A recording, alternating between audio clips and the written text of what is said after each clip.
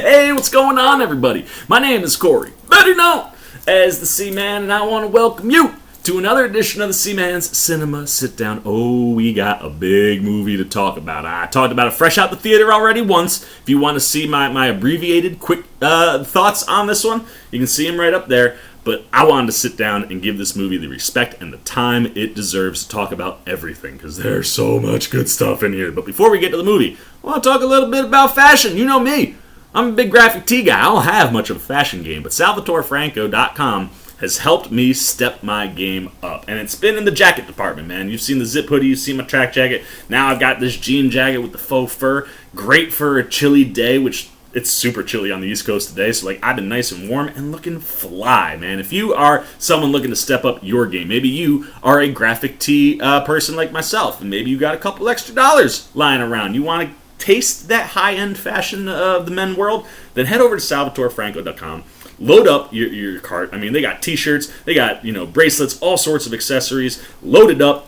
Throw my promo code in there, CMAN25, that's CMAN25. Get 25% off your order, hit purchase, wait for the clothes to come, and I promise you, your friends will be going, man, you're looking great. So head over to SalvatoreFranco.com, use that CMAN25 promo code, and step up your game. But that's it for SalvatoreFranco.com, because there's something much bigger that we gotta talk about today. And oh good God, this right now I think is my favorite movie of the year. I've seen it twice in the last 2 days, and it's just breathtaking and mind-blowing every time I watch it. What am I talking about? Why don't you pull up a chair, take a seat? We are getting ready to dive in spoiler-free into Dune. And as I said, that first review, just off the top of my head, fresh out the theater thoughts, this will be a much more coherent, thought-out review where we cover everything from Denis Villeneuve to his team to the actors that just make Dune such a special experience. And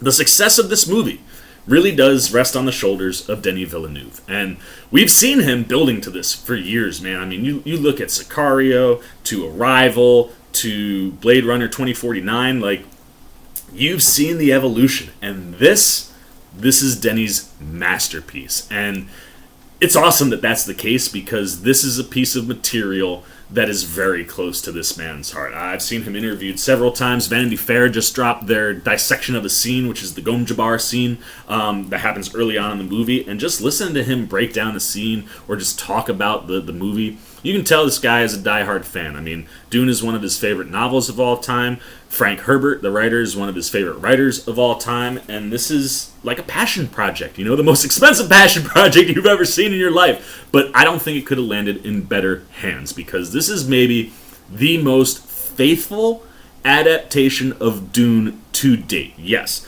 David Lynch tried to adapt a book that I did not read, but thank you, Doonies, for getting me to jump on Audible and listen to the 21 hours of Dune. I mean, this is a thick book, and, Lynch tried to adapt all of it, and there were things that worked, things that didn't, and it gives you, I think it's a good baseline if you don't have any Dune knowledge. Watch the Lynch movie and kind of get, like a foundation, but it doesn't really capture the book.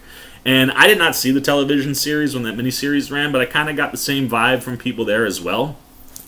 This is literally like watching the book come to life. I mean, you think about an iconic scene in that book, and Denis adapts it so faithfully. I mean, there are lines right out of the book, and there are just visuals and sequences where it's like, this is what I saw in my mind when I was reading or listening to the book, but done even better than I could have ever imagined. I mean, it's nuts. And I gotta give him and his writing team some credit. I think there are people that are not, initiated into the world of Dune who are gonna sit here and point fingers at the script from John Spaeth's Eric Roth and Denis himself.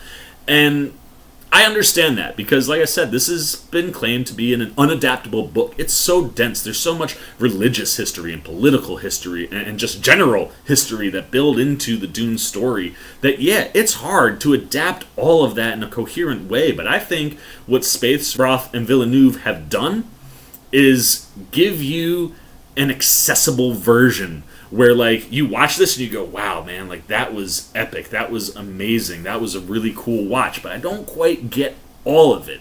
that should be your launch pad to dive into the book, because it's so worthwhile. And I think the things that they cut down on, some of the things they trim out, some of the tweaks that they make this movie accessible to the average fan that hasn't read the books or maybe seen any of the other, interpretations of the movie in media.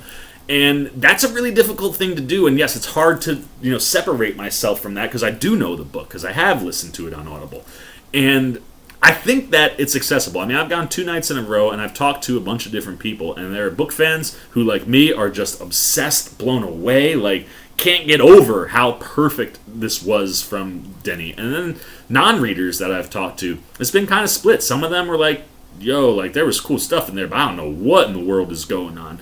And there have been some others who were like, I really, really, really dug this. Like, the worst part was the fact that it just kind of stops, because Denis has broken the book into 2 parts. And like I said, this is a thick book. To try to adapt all of it, we've seen that tried once, it didn't work. You have to take your time and give this the room to breathe. But to the uninitiated, all of a sudden you're like, I just felt like I was being built up to something, and then that something never really comes. And I think wherever you land on that, it's going to get people to talk, and hopefully it'll convert people into Dune fans and get more people to read the book. Because I promise you, if you read the book and you watch this movie, like, your head will just blow right off your body, man. Like, it's going to explode, because it's literally like watching it come to life. And it's just magical to watch Denis Vision, and that's the success of this movie, man. Like, he is a hardcore fan. I watched his scene breakdown of the Gonjabar scene, and like, you just understand that the dude gets this world. He's lived in this world for a long time, and some of the interviews he's talked about, like, on set, would break the book out and go to pages and look at things. Like, that's someone who's trying to adapt this in the best way possible. And I think Denis Vision is marvelous, man, and it's so impressive to pull off what he pulls off with this movie as a reader.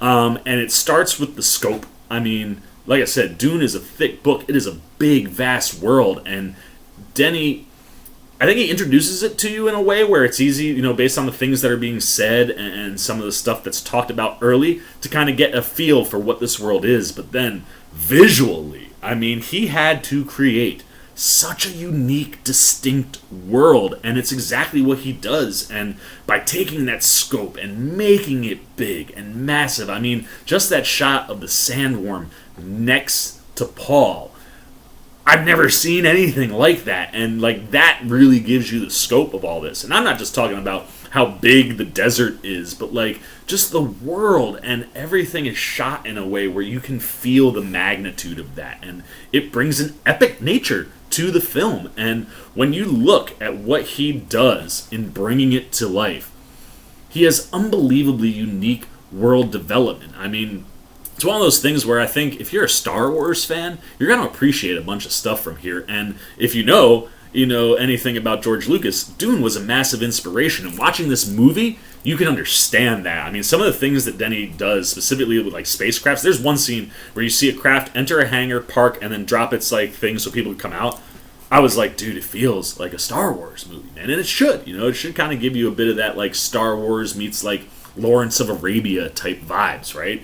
And there are unique visions for each place you go to, very similar to Star Wars. And I mean, you have Caladan, which is the home world to Paul Atreides, Timothée Chalamet and his family, the Atreides family. Very, very distinct, very unique to Caladan.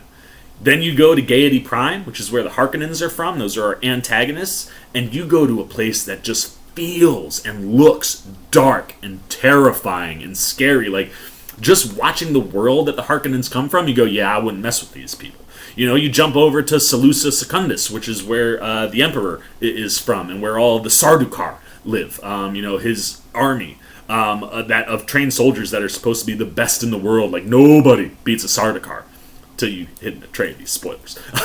But like, that vision, like, going to that world and seeing that, and then just the way the Sardaukar speak, they have their own language. Like, it's wild. And the same goes for Arrakis. When you finally get to Dune, which is the planet Arrakis, it's like nothing you've seen. Like, yes, there's a lot of desert, but the construction and the sets and just the historical things that are on the walls. I mean, watching that Gonjabar like breakdown scene. He talks about how he wanted it to be like in a library, and how like the carpet needed to speak about large history, and like you feel all of that in the worlds that he builds out here. And the vibe is different everywhere you go. The ships are different. Like everything has this uniqueness where it feels like only Dune could have these things. And to pull that off is just unbelievable. And like I said, to add into the sets and the designs of the movie this historical and political and religious weight, like as a fan of the book, like you can just see all these things where you're like, wow, like it feels like these people have been here for centuries and centuries. And that's so impressive. And so much of that is not just Denis, but it's this entire production team, right? Like, yes, you know, you'll hear me say Denis shot the crap out of this because it's Denis' vision, but he has a cinematographer in Greig Fraser who is absolutely spellbinding with what he can do with a camera. I mean, he did Rogue One, and that certainly benefits him here, man. Like some of those scenes and moments where you kind of felt a little bit of that Star Wars. It's because Greig Fraser has also played in the world of Star Wars, and he is also the cinematographer for the upcoming The Batman. So you know that movie is gonna be gorgeous, but the combination of what Denis' vision was and what Fraser does with the camera, I mean, it's just gorgeous, technically stunning stuff, the whole movie. And the way he shoots it, man, adds to that scope, adds to that weight, that epicness that is this movie. And to do that is so unique, and just the way he moves the cameras, the places that he takes them, the way he shoots indoors versus outdoors, you know, how he takes light and dark, you know, in different areas, how a lot of the other planets, you get tons of rainy shots, and that's a combo of him and Denis. Like, having water and rain be everywhere else except Dune, like, you feel that, you know what I mean? And the way that Fraser shoots it reflects that, and it was so impressive. I mean, even the dream sequences, like, some of the most amazing stuff in this movie is the way Denis has adapted things that are going on inside a person's mind, their emotions. I go back to the Gom-Jabbar scene because it's in the trailers. Like when Paul's hand goes in that box, like the descriptions of what happened and what he goes through. Like going through that, I was like, I don't even know how you could visualize that. And then you see how Denis and Fraser visualize it, and you're like, holy cow, man. And everything has a different vibe from the way that it's shot, which just adds to this. And then I think the second biggest reason that Dune feels so unique, feels so specific, feels so everything that's in this is Dune, is Hans Zimmer's score. Holy cow, dude. I mean, we know how good Hans Zimmer is, but what he does here is like nothing you've seen Zimmer do in the past. And again, watching him and Denis talk about it, like Denis talking about like immediately just thinking, all right, I gotta go somewhere big for the score. Let me reach out to Hans. Finding out Hans is also a diehard Dune fan, has dreamt of scoring Dune. Like, talk about a match made in heaven, man. You got two guys at the top of, you know, the podiums of the two most important things, right? Like, the guy who's in charge of everything that's going on in the movie, and the guy who's in charge of the score. And they're the two biggest Dune fans on set. These are guys that are referencing the book as they're scoring, as they're shooting, and it feels that way. And like, Zimmer knew that Dune needed to be something specific, something unique, to the point where, like, he built new instruments to create sounds that you've never heard before.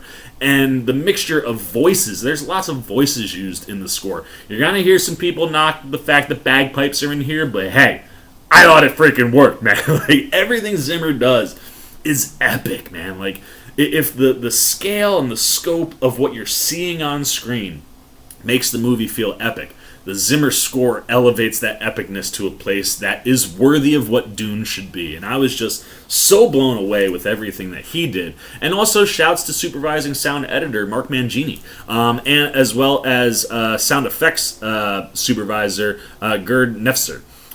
Because, as I have said right at the top, the sound design in this movie is spectacular. And so much of what makes Dune feel real is the fact that everything you watch looks and feels real. I mean, the visual effects, which again, shout out to two-time Oscar-winning production visual effects supervisor Paul Lambert, as well. You know, Gerd is also an Oscar winner. But like what Lambert is able to do with the visual effects and the blending with practical effects that make it feel real is only enhanced by the sound design to the point where, like, you honestly feel like everything that's on screen is real. Like, it's tangible. You can put your hands on it. Like, it exists. And that in and of itself is just unbelievable. I mean, there's one thing I've heard a couple people be like, I don't understand what the deal is with these like helicopter type ships, or the ornithopter, which are very specific ships written in the book and designed and executed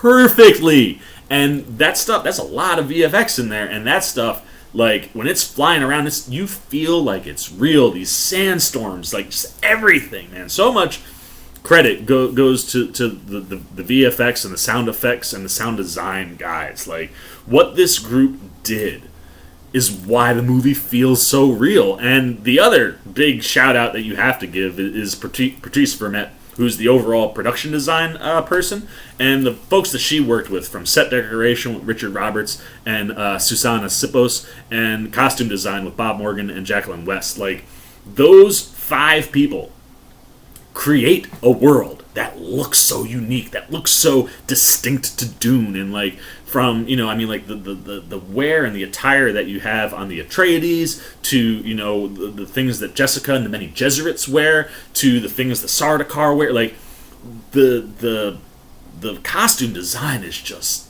magnificent, and like I said, the production and set designs are nuts. And like, if you're looking for Oscar winners out of this, that whole list of people I just talked about, they are all probably your front runners coming out of this movie, because this movie should sweep the technical awards, man, because the technical stuff in this movie, it's the best stuff I've seen all year. However, it's not all about the production and all about, the technical awards. You got the majors, and Denis is for sure gonna be in play. Like, right now, he'd be my front runner as a director, simply because and this could hurt him if not everybody that's voting has read the books. Like, if you've read the books, what he has done is just so impressive. Like, it's damn near perfection, and for me, that puts him in the front runner there. I think the movie in and of itself will definitely be in play, especially when you have a category that can have up to 10.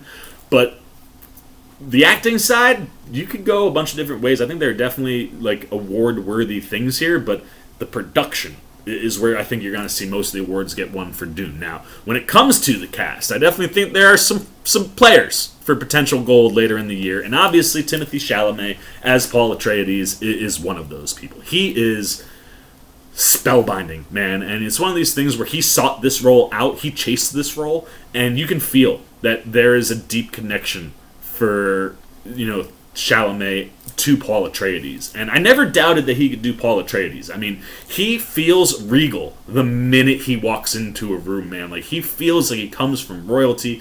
He does just have and encompass everything that is Paul Atreides. But when you get into part 2, which, will come at a later time, mild spoilers, but you see the makings of an ascension for Paul. Paul is... He has, like, there are things that have been predetermined, that are going to fall into Paul's lap and in his life. And the way that he's elevated, there's another name that he will take.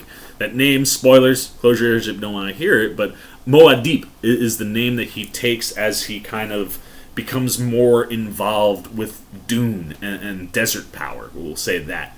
And I wasn't sure if Chalamet could pull off the Muad'Dib stuff, because that person is very different than who Paul Atreides is. And there is one moment in particular, happens when him and Rebecca Ferguson are inside of a tent,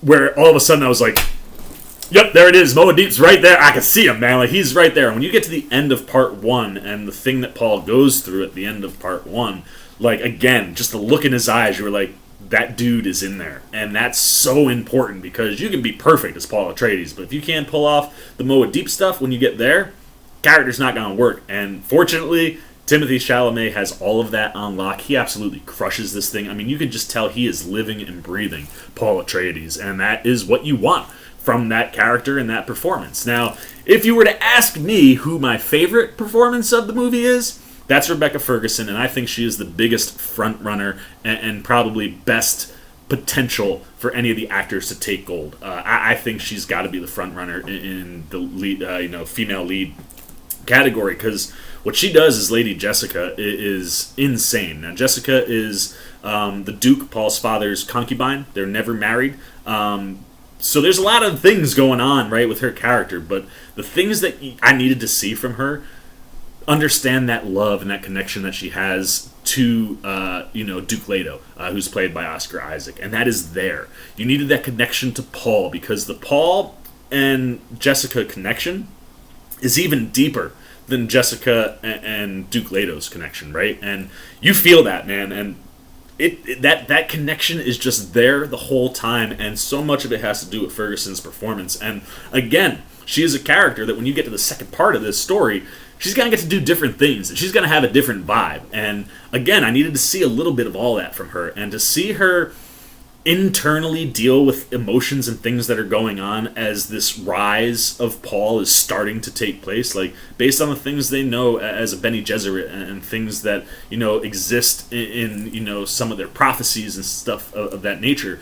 She knows these things could potentially be involved in Paul, and as he starts to go in this journey, just the physical, emotional turmoil that Jessica is in, it's captured so beautifully, man. And at the same time, she shows you that inner strength in moments where she has to get her stuff together. And I go back to that Gomjabar scene, man. Like, there's a moment where they're like, right before she has to exit, they have like a little bit of a back and forth. Watch how Ferguson interacts, because she can't quite go places that she wants to, and that reserve within her to pull back and deal with everything that's going on. It was just flawless performance from Rebecca Ferguson. And as the movie goes, I mean, like, just what her character goes through, and as she's going through this journey, like, you can just see internally all these things going on, and far and away was my favorite performance in the movie. Now, when you got Oscar Isaac as Duke Leto, he's solid. I think he turns in a really, really solid performance. And again, as a book reader, there were certain things that I needed. That connection to Rebecca Ferguson's Jessica was super important, and you felt that. The connection to Paul. This is one of those things where it's like, Denis takes so many iconic moments, right? That the Gomjabar scene, the battle with Jamis, which is very important, and like adapts them perfectly. But then he takes these smaller moments, like a simple conversation between Duke Leto and Paul, and that is so important to their relationship and understanding them as a father and son, and as a duke and his potential heir at some point in life. Like, the interactions they have are just stellar, and Isaac really does command what he needs there. Like, you can tell that he is a strong leader and that he will be tough on his son when he has to, but that love for his son is so much deeper than all that stuff. And I thought Isaac did a really good job of portraying that. And then in moments where he's got to be the Duke, like, you understand why people respect him, why people follow him. And again, that might be something that if you didn't read the book, you might not take away as much, but having that book knowledge and seeing the performance, it just matched really, really well for me. So I loved Isaac. My second favorite performance, and maybe the best casting in the entire movie, belongs to Jason Momoa as Duncan Idaho. Whoa, dude, he's so good! Like, I love Jason Momoa, right? But Momoa has a very distinct way he carries himself. I mean, you had to change the character of Aquaman to fit Momoa. This is the first time that I've seen Momoa step into a role where he really legitimately becomes the character. And having read all the stuff that I've read and know who Duncan Idaho is, he captures the essence of that guy so perfectly. And again, a very, very key interaction and connection that was needed there was the connection between Duncan and Paul. Duncan does most of the training with Paul, but he's like Paul's big brother, and you feel that. Like, there are two moments where, like, Duncan is coming back for something, or Paul's seeing him for the first time in a while. The way they interact with each other, the way they, get excited around each other, like, that was something that you needed for this character, and Momoa just crushes it, right? And then when you give him the action, that's one thing that we haven't talked about yet. The action in the movie, while it's not nonstop, it comes in sparingly, but every time Denis puts it in, it's spellbinding, man. Whether it's an attack on a location, whether it's close quarters combat, like, all of the action is really cool. And the thing with Dune is all of your families that, are not from Arrakis, right? Like, the Fremen, they got a different thing going on, and because the shields can't really function in the desert because they'll kind of trip the sandworms and just leads to death, just the families outside of Arrakis, they all have these shields. And that was one of those things that in the Lynch version looks really funky. You're at a place where the visual effects just weren't there. And they were like these giant blocks that just kind of went over the bodies. Here, the visualization of the shields is brilliant, man. It's like this blue glow that's just above where they are. And then, like, it moves, and the sound effects, again, all fit. But the cool thing with these shields is that if you come full speed, whatever you're coming with will bounce. In order to penetrate the shield, you actually have to slow your blade down to get inside of it and make the kill shot. And that was the stuff that I was most impressed by in the action across the board, whether it's Paul, whether it's Gurney, whether it's Duncan, whether it's other people that are just fighting with what's going on. There is a sense of like a different style to the attack. Like, you do have to come in hard, and maybe you hit once, but then you come in slow to get in there. And of all the people that do this in the movie, Jason Momoa crushes that, man. Like, there is a hallway sequence. Everybody's doing hallway sequences these days, but there is a hallway sequence for Momoa that it's just exceptionally choreographed. He delivers everything you want, and again, watch the hands and watch the speed and watch how it'll slow down as it comes in to make the kill strike. Like, so cool. And what also is cool is Denis finds a way in the visuals to signify those things, right? Like, the shield is blue, and if you were penetrating or going through the shield to make contact, then it starts to glow red in those areas. So it makes it visually very easy to follow as a watcher, but also, like, enhances those slight movements and the slowdowns to get in and make your kill shots. And I just thought Momoa just knocked this thing out of the park. I was more impressed with Momoa probably than anybody else in the movie, because I didn't expect that level of performance and that level of coherency to Duncan, Idaho. But he possessed everything that you needed there. And again, I'm excited for things for Momoa in the future. If you know the World of Dune, there's more coming for him later on. I'm excited to see more of that for him. And I had heard him interviewed and talk about like how he was more nervous for Dune than any movie he's ever done. Mr. Momoa, if somehow you're watching this review, you took that nervousness and turned it into one of the best performances in the movie, and you could not have played Duncan, Idaho more perfectly to someone who knows the book. So thank you for that. Now I'm just going to go down in IMDb order from here, but you got Stellan Skarsgård, who plays Baron Vladimir Harkonnen. He is your main antagonist. He is supposed to feel evil. He is supposed to be scary, and while he's not the guy who's going out and doing things, he physically got some issues. Like, they have these repulsors that help him move. The visualization and execution of that stuff was really cool, but then just the physical makeup to transform Skarsgård's body was wild, and his performance is so dark, and it's just so in tune with what you want from the Baron. And then, like I said, when you just surround the visuals that you have with him, like, he's fantastic. And again, you get a little bit of a Star Wars vibe from him, because there's like, he's got like these healing chambers, so like his first appearance felt real similar to something that we've seen in Star Wars, and that execution immediately just helped encompass like what he is and how bad this dude is. I really enjoyed Skarsgård.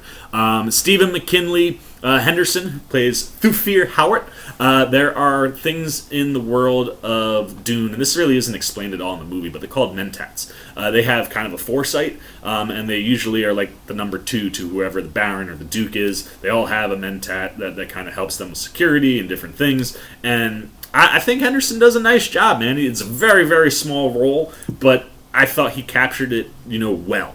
Then you got Josh Brolin, Gurney, Halleck. This dude, I mean, he can do anything. He's so good in everything that he does. But Gurney, again, very much like Duncan, has a very particular relationship with Paul, and I thought that Brolin captured that perfectly. Like, Gurney is the guy who's going to give it to Paul straight, and if Paul isn't receiving or accepting, like, he will lay into him. And you get their first sequence is just... there's this understanding that Paul doesn't have. He's still super young, and he doesn't know who the Harkonnen are. Gurney does, and there's a moment where Brolin is translating, like, you've never met a Harkonnen. I have. I know what you need to expect. And that moment, I was just like, that's Gurney Halleck, man. And I mean, even the way he enters, the first time we see him and Paul, there is a line that is so iconic from the book that gets used where I was like, yes, we're doing it all, man. It's so good. And again, there are good things coming for Gurney Halleck's character as well, but what we get with Brolin, you just understand that he's a soldier. He's down for the action. He gets a little bit of it, and all of it is just dope. So I'm really excited for Brolin.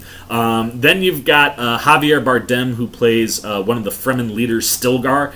Very small role, because the Fremen, for the most part, are going to be very, very heavy in part 2 of this story, and they're really toward the back end of it.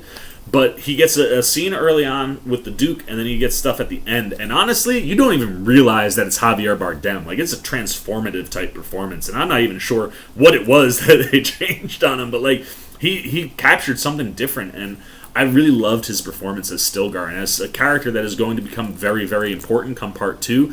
It's exciting to see what we get from Javier. And speaking of the Fremen, one of the other effects that I love in this movie is the blue on blue eyes, the spice melange, which is what you harvest off of this planet, and is like you can't travel through space without spice. Like the navigators that get you through and around, they live in a spice like suit, which also the visioning of the embodiment of that on screen was so cool. But like they need that in order to see. So the spice is a big deal. So when you're on the spice all the time, it changes the color of your eyes. So the Fremen blue on blue is really cool, and there's varying degrees of it, which I thought was dope. So like that stuff totally popped. Another person who will have those blue on blue eyes, Dr. Liet Kynes, played by Sharon Duncan-Brewster. Love this. I mean, if you watch like the Lynch, there's very little color in the Lynch movies. A lot of white people, and I think Denny's done a great job of diversifying this cast. And Dr. Liet Kynes was one of those characters when they popped. I was like, love all the decision making that you just made here, and I think that Duncan-Brewster does a great job with Liet Kynes. And there's a moment that ties into Kynes that you see where like visually something happens where you would expect one thing and you get another, and it speaks to a lot of the stuff that just goes into some of the things in Dune that was cool. But like her positioning, how she kind of sits both between like the houses and the Fremen, give her an interesting perspective. And when she has the scenes that she has, I think she's solid. Then you have Chen Chang, who plays Dr. Wellington Yui, another important character. And again here, very, very small in his scenes, but delivers like 2 moments that are like right out the book where I was like, nailed it, about it. So I thought Chang did a good job. Dave Bautista as Beast Rabban Harkonnen is a little lacking, and it's not really, I don't think, Bautista's fault. It's because there's not much for Rabban yet. He'll have some bigger stuff, and there's another character that kind of also ties in there that comes from the Harkonnens that we haven't met yet. I'll be interested to see who gets that in part 2, but I would expect better things from Bautista in part 2. He'll have a little bit more to do, but for the most part, I mean, he's supposed to be a beast, and Bautista's just really good at that. And visually, on camera, he's very striking. I like the pale skin and the bald, clean-shaven look. I think it definitely works, and like I said, I think if you're hoping for something from Bautista, it's not going to be this movie. I think it's probably going to be the next one. Then you got David Dastmalchian. I love this dude. He's one of the best character actors in all of Hollywood. He plays Peter de Vries, who is the Baron Harkonnen's mentat. And dude, he's just, I mean, it's one of those things where like the minute he popped on screen, even though he doesn't look like Dastmalchian, you knew right away. I was like, yo, that's Dastmalchian. He's having a year, man. Like, from a visual look, crazy, and he delivered it perfectly. Like, I just love everything that dude does. Knocked that one out of the ballpark. Then of course you got Zendaya. There can never be enough good things to say about Zendaya, and here her character of, I think in the movie they say Chani, from the Audible book it's Chaney. Either way, Chaney, Chani, whatever you want to go with. Her performance is very, very good, man. She's very enigmatic, and it's something that Zendaya is really, really great at. And it's one of these things where we don't really get to Chaney until the end of this story, but she is sprinkled throughout the whole movie because of these dreams that Paul has. And so much of the performance in this movie is nonverbal, and just what she can do with the way she stands, her body language, look she gives the camera, just this intrigue. Like, there's something about Zendaya as just a human that when she is just by herself kind of creeping or slinking around, like, you're just pulled in, and like you're just like, I want to know more. What's this character doing? And it's exactly what you need for Chaney. And again, someone who will have a way bigger role in part 2. But what we get from Zendaya here is super impressive with limited screen time. Like, she is one of the few actors in Hollywood where you could give her 5 seconds on screen, and that might be the 5 best seconds of the entire movie. Like, she's just phenomenal. And then we've got 2 more people that I want to point out. The legendary Charlotte Rampling, who plays the Reverend Mother Mohiam. That is part of the Bene Gesserits, which is where Jessica comes from, and that plays into a lot of like the religious prophecies and things that are going on. Some of that with the Fremen, some of that just from the Bene Gesserits in general. But the Bene Gesserits have powers, and like I said, the realization of those powers, specifically through Paul, I thought were exceptional from Villeneuve. But the performance that you get from Rampling, holy cow, man! And it's like, again, I was watching that Gomjabar breakdown scene, and Denny was like, she has this like veil that's over her face that is epic. I mean, the costume design around the Bene Gesserits is crazy good. And he was like, I didn't want to use it the whole time because you have like Charlotte Rampling sitting right there, but it was so effective, and it made her eyes pop from behind it, and it just added so much like unease that it was perfect to keep it the way it does. And her performance, even if you can't really see her face, is so strong. Like, she's one of the best things in the movie. And that scene, man, like, just everything about that scene, and the look to the Bene Gesserits and the Reverend Mother, like, it was epic. And she delivered big time as the Reverend Mother Mohiam. So I absolutely loved her. And last but not least, I gotta call out Babs, I'm gonna get this wrong, Usamoken? Olusen Moken. That's where I'm going to go. But Babs, who plays Jameis. There is a sequence that involves Jameis and Paul toward the end of the movie. Choreography for that sequence, stellar. It literally was like watching the book happen in real life. Like, it was executed better than even my mind showed me that sequence.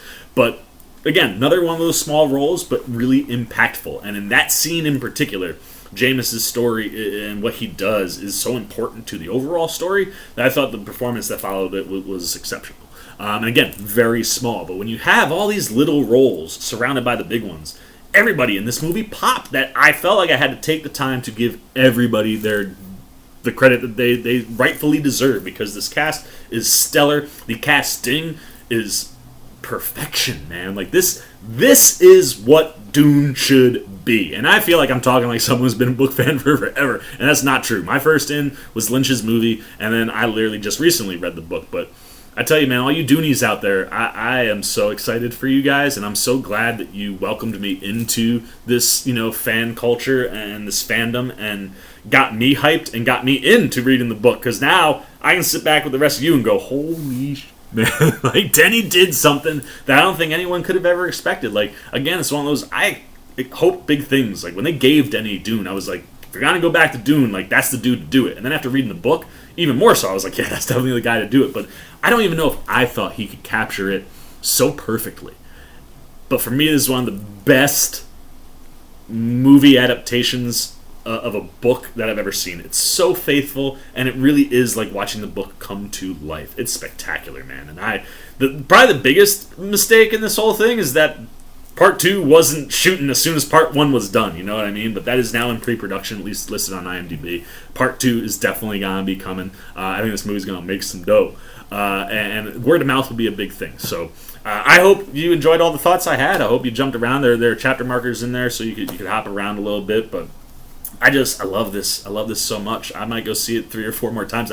I'm starting to notice that the more I go to a movie, it's usually because of the creator, right? Like, I saw Us 5 times in 7 days because I was obsessed with what Jordan Peele did with that movie. This is another one that could be 5 and 7 days because I am just obsessed with every little thing. Upside, it's on HBO Max streaming, so I don't have to go to the theater every time. But I just feel like I need to see it in the theater all the time because I just want to keep going back to that world and living in it, man. Like I said, what Denny and Hans Zimmer do, it's epic, it's magical, it's perfection, I think, for Dune fans. So there you go, man. Those are all the Seaman's non-spoiler thoughts on Dune. I told you it was going to be a long one, but like I said, so many people put so much thought and love into this.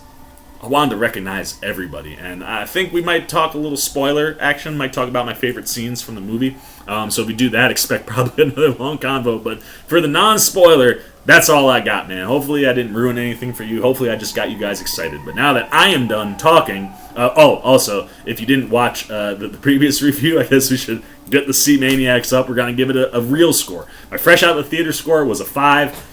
Guess what? It's not going to change here. You heard everything I said. I think this is magical. It's epic. Denny crushes it. 5 out of 5 Sea Maniacs for the Seaman. I don't care if you guys think I threw out too many 5s. If something impresses me and blows me away, the way something like this does, it gonna get a 5 every single time. And like I said, seeing it the second time, enhanced by the Dolby, theater, like, it is a 5 out of 5 movie. So there you go, man. Those are all of my thoughts. Now I know what you're thinking. Are you a fan of Dune? Did you read the book? Did you watch the Lynch movie? Did you watch the miniseries? Have you consumed it all? Have you gone and seen this? What are you thinking? I want to know, first and foremost, my Doonies, my book folks, what was your takeaway from this? Were you just blown away? Did this, like, are you the happiest people on the planet right now? Like, is this everything you ever dreamed of for Dune? What popped? What worked? What was your favorite? You don't have to describe or spoil anything, but you could say that Gonjabar scene, that Jameis scene, some of the scenes, like, pick out a scene. Tell me what was your favorite moment, the moment that best adapted from the book to real life. And if you haven't read the books, is this something that was on your to-do list? Maybe you saw the Lynch movie. Maybe you're just interested because of the trailers. Maybe you listened to me and I got you kind of hyped to see the movie. Are you going to go check it out, man? If you're a non-book reader, what are you thinking? Did this translate for you? Were you able to understand Dune and get into it? Or did you feel like you were missing some stuff? And if you haven't seen the movie, is it on your list? Are you going to see it? Are you going to see it in the theater? Are you going to see it on your couch? It is on HBO Max streaming. I want to know all of it, man. Anything you got, good, bad, indifferent, on Dune goes down below in the comments section. As always, if you enjoyed this video, please give me a thumbs up. And if you're new, you want to come hang out with the C-Man anytime we're talking movies, TV, trailer reactions. We're probably a couple years away, but I'm going to be reviewing part 2 at some point. You maybe want to be here if I cover spoiler stuff. You like my Spooktober countdown that's rolling, maybe you've seen a couple things. You're like, I haven't sent this guy any love or support. There's one easy way to do it, and it's beneficial to you. Come join C-Maniac Nation, man. We have all the fun over here, and all you got to do that is jump over there, hit that subscribe button, hit that little bell if you want those alerts, and until next time for the C-Man's Cinema Sit Down. I've been the C-Man. I'm signing off. Peace. Oh, hey, what's going on? You must be sticking around because you're looking for more content featuring this guy. Well, guess what? You're in the right place. You can check out more videos right here and right here. And if you have and you want to come join that C-Maniac Nation, you can hit that subscribe right over there.